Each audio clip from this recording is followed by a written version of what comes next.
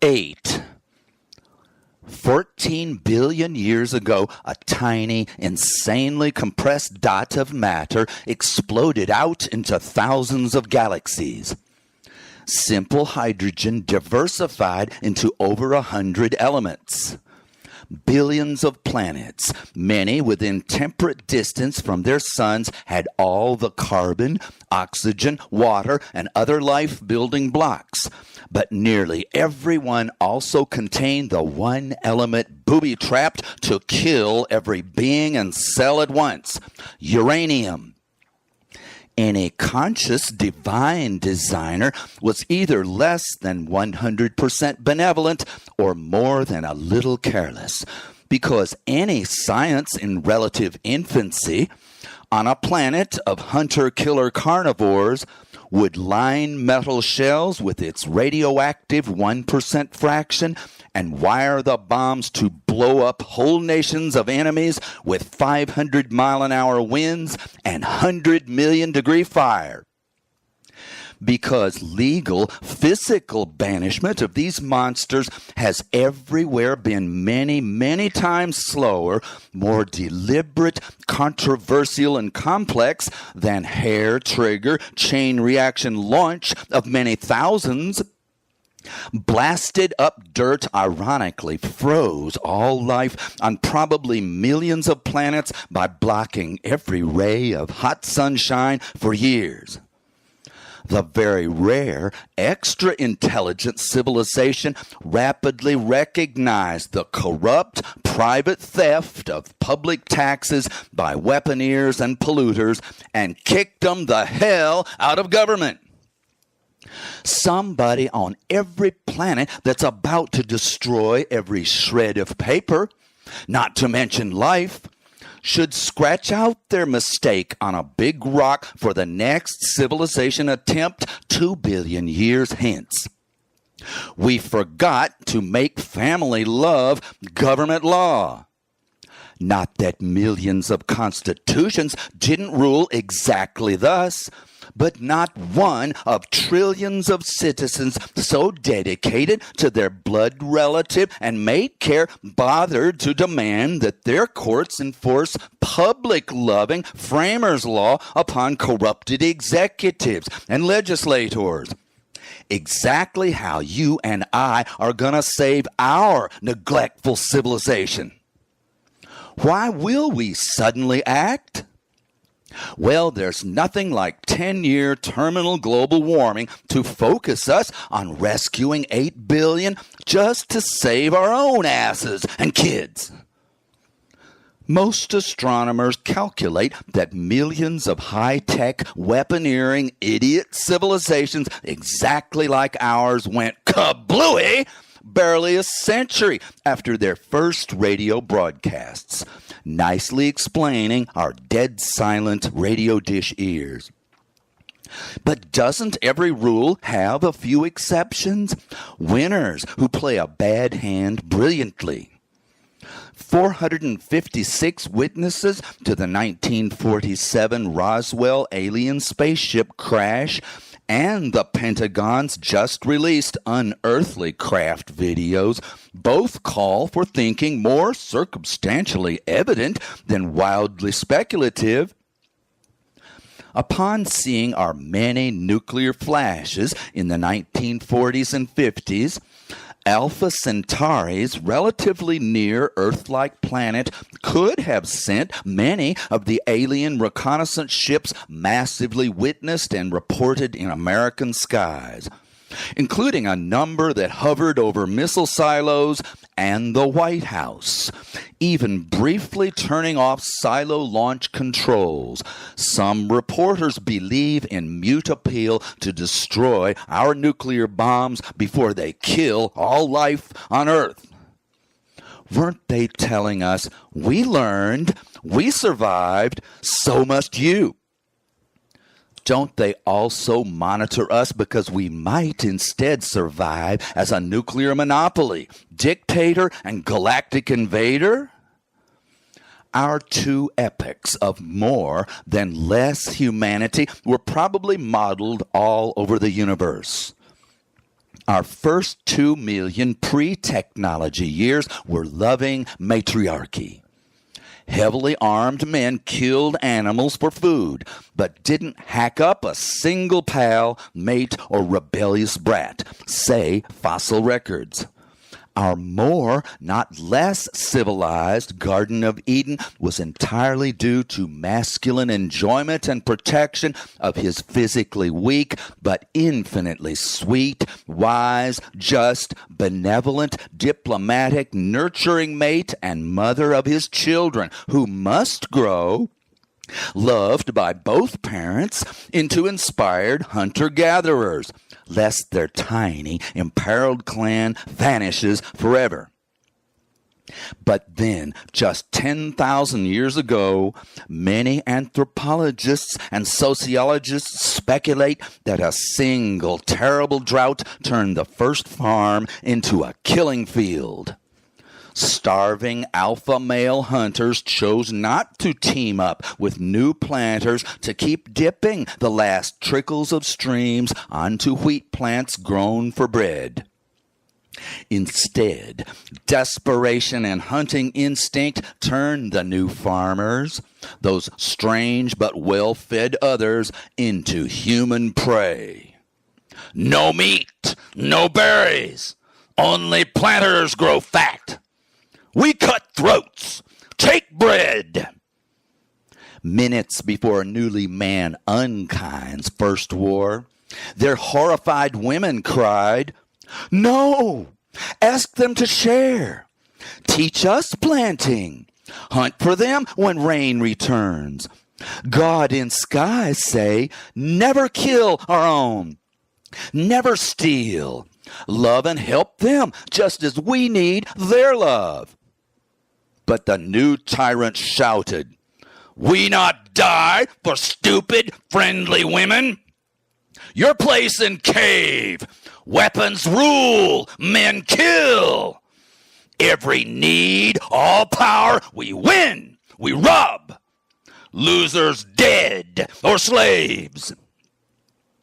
Then patriarchy over all, including human savaging armies, often led by increasingly prosperous and fertile double Y chromosome hypermales, utterly destroyed female love leadership for the next 10 millennia straight, taking 1 billion lives and ruining many times more. Historian Arnold Toynbee detailed the 14 world empires to follow, each savaging everywhere until its central nation's economy was hollowed out by unproductive weaponeering and soldiering.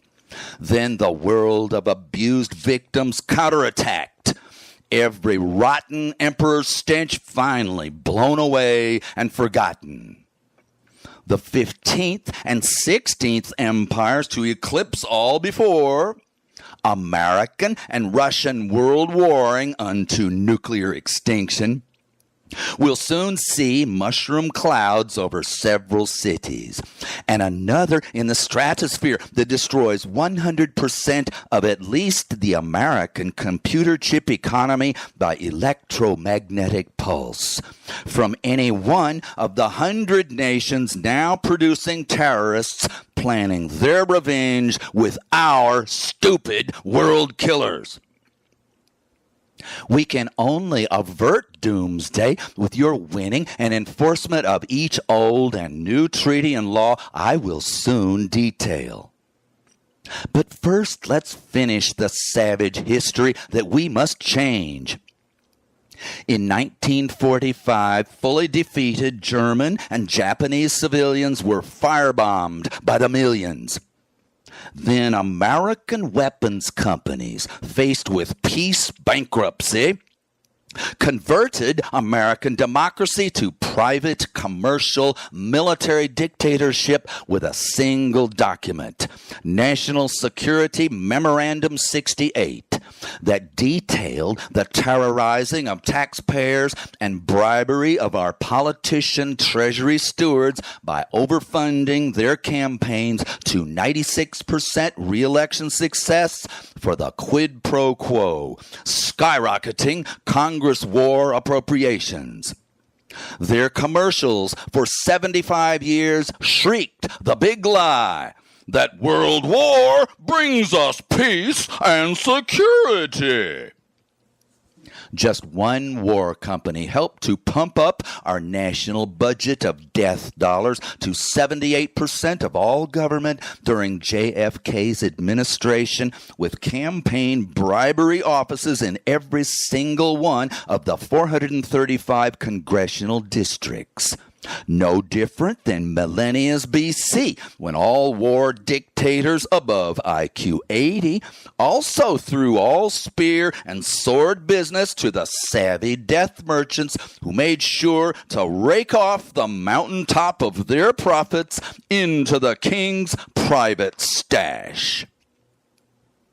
1980s fossil fuel companies on top of the world hid their research that tracked coming droughts and fires to be caused by their atmosphere greenhouse heating products, and equally bribed politicians to twist government away from green energy, while the merry fat cats made decades more killings.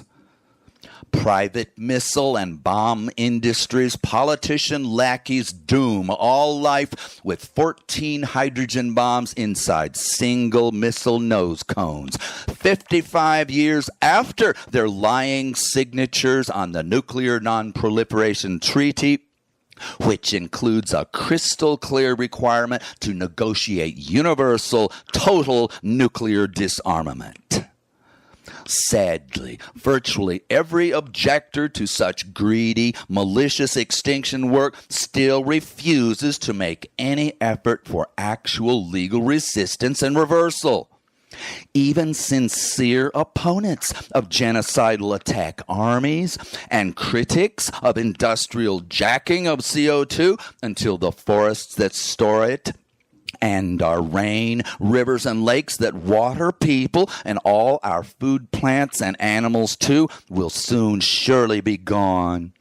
All of these concerned, compassionate folks whine ever louder about coming crises and mass death, only forgetting to campaign and sue for law. Not just pretty please.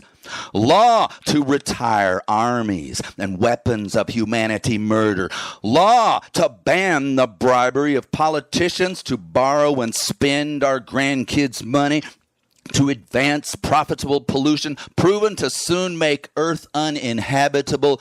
And law against spit polishing, not destroying, the devil monsters that will fry or freeze every cell on Earth just for their last few years of stinking profits.